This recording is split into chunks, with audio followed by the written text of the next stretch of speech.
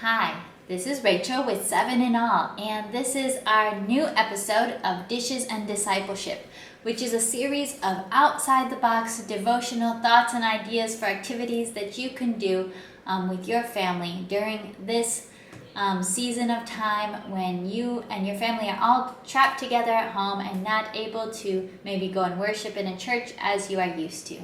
Thank you for watching. I'm excited that you've come back for our 4th episode of the show.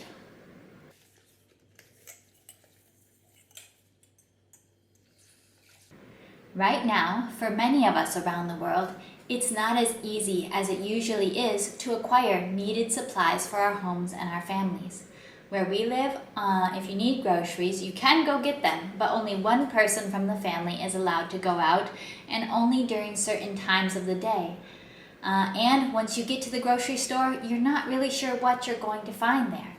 So many families around the world might be talking a lot about waste with their kids and with the whole family. Don't waste the dish soap. Don't use too much.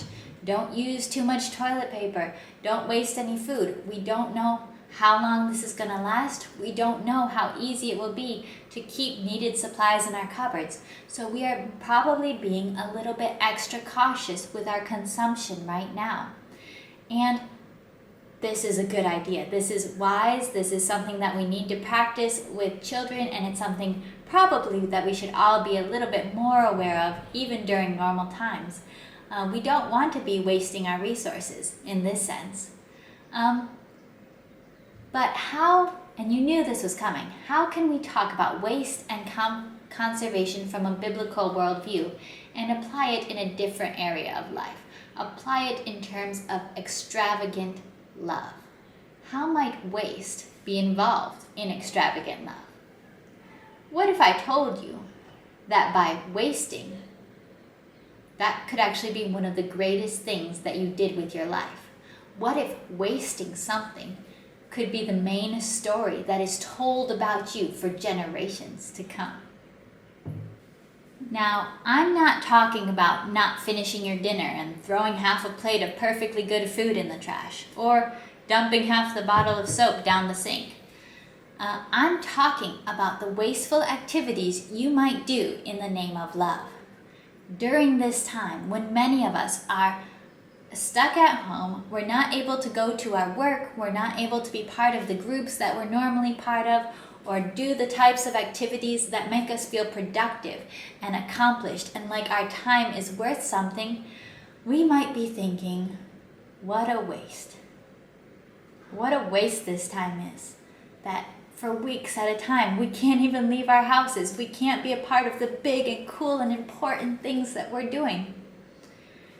We could spend these weeks sitting at home, tapping our fingers, and saying, I can't wait till this is over so that my time won't be wasted anymore.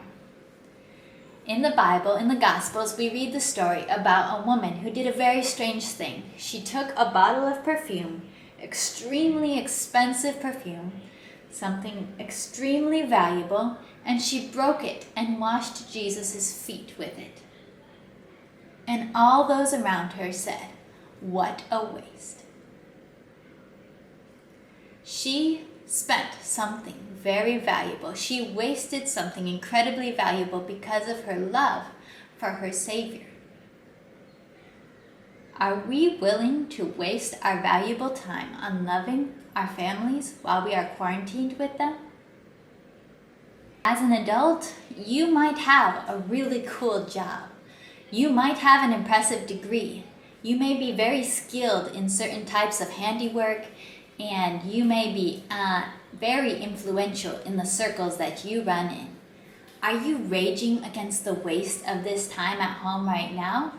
Or are you embracing the opportunity that you have to waste time that you don't normally have to love your families?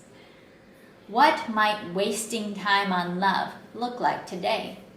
Maybe it'll be setting up an imaginary picnic with your child, or wrestling with them on the floor, or reading the same book in a row 5 or 6 times, or more, because they're 2 and they love it.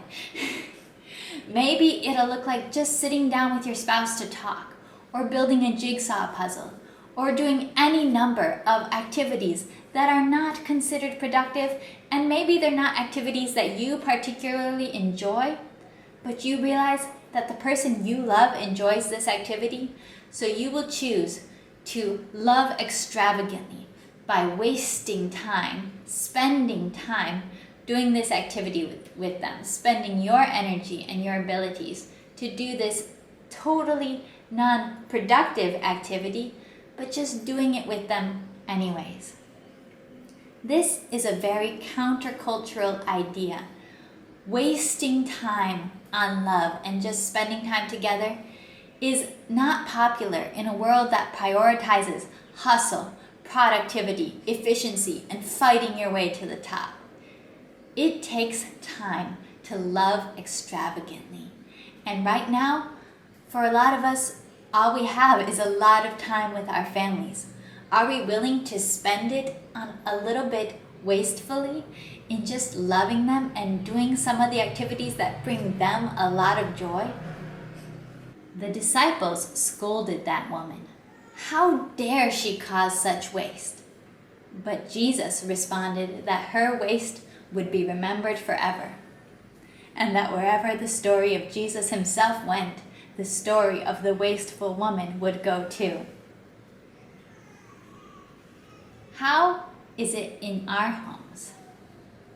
What is the dynamic in your homes when it comes to spending time, to wasting time with each other? Start the conversation with your family, with your older children and your younger children, among all members of the family. How could you do a little bit better at loving extravagantly through being willing to waste time and not be annoyed by other people who want to do a simple, non-productive activity with you?